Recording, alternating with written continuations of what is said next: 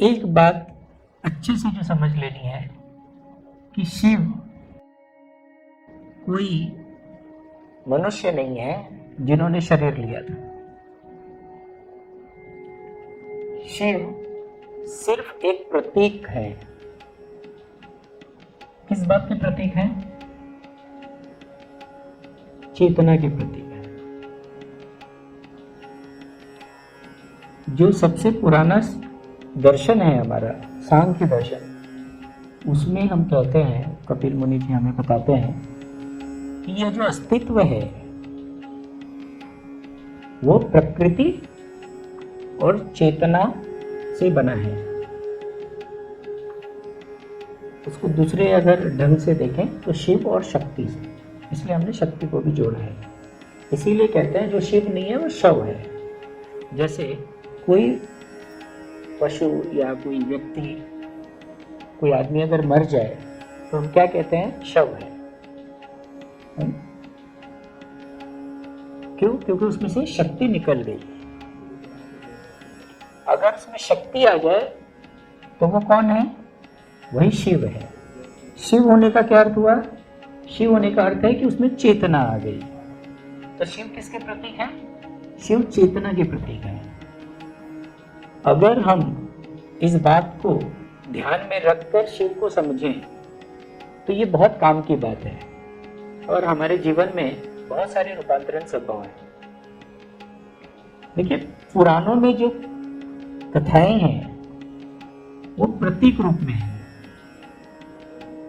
वो जटिल जो बातें हैं उनको सरल करने के लिए है। जैसे पंचतंत्र की कथाएं। पंचतंत्र की कथाओं के बारे में मैं आपको बता दूं कि एक राजा था, उसके 3 पुत्र थे।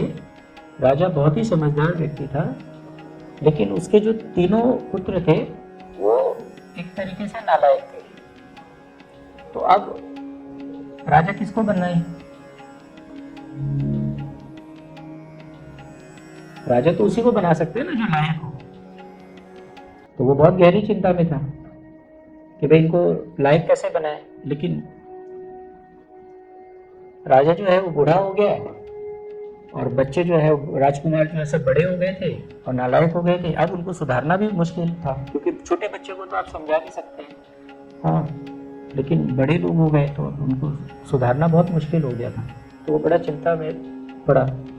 तो किसी ने सलाह दी, किसी ऋषि ने सलाह दी कि इस आदमी को आप ये काम दो, वो कुछ कर सकता है।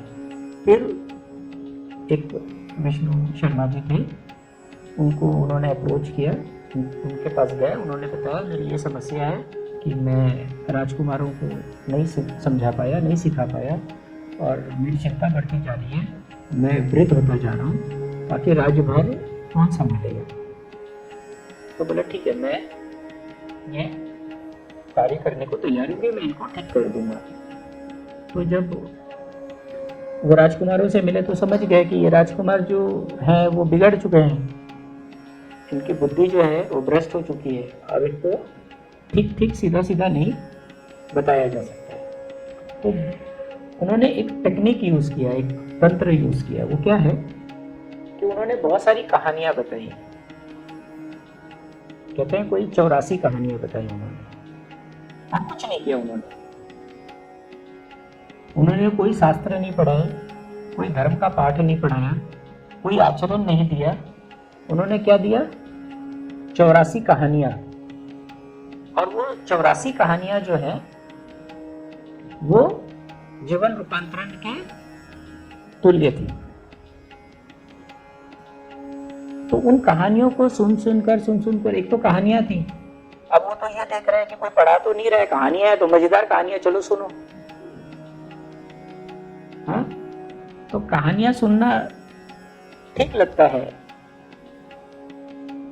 तो इंटरटेनिंग लगा, तो उन्होंने सुना।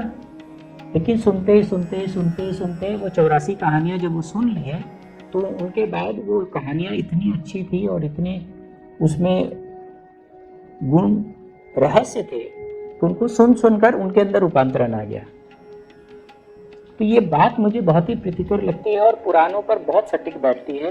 पुराण की जो कहानियां हैं वो भी ऐसी ही हैं।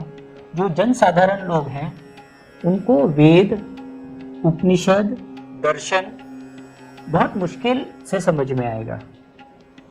उनको कहानियों के माध्यम से उनके अंदर अच्छी शिक्षा, धर्म का प्रवाह, परमात्मा के प्रति प्यास, ये जगह, इसके लिए पुराणों की रचना हुई। तो इसी तरीके से पुराणों की रचना में शिव का भी एक प्रतीक लिया गया है, और शिव जो है वो चेतना के प्रतीक है, क्योंकि इस अस्तित्व में जो कुछ भी है वो सब चेतना है। अब ये बात इतनी बड़ी है और शिव इस बात के प्रतीक है कि शिव जो है चेतना, तो जैसे कि हम सब में है।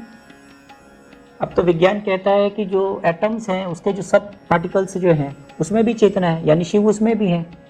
तो शिव का जो कद है वो इतना बड़ा है, इतना बड़ा हो गया, और वो हर चीज में है कि शिव जो है हर बात में सम्मिलित हो गए, और उनको अब समझना बहुत मुश्किल हो गया क्योंकि वो बहुत जटिल हो गए। तो ये है शिव।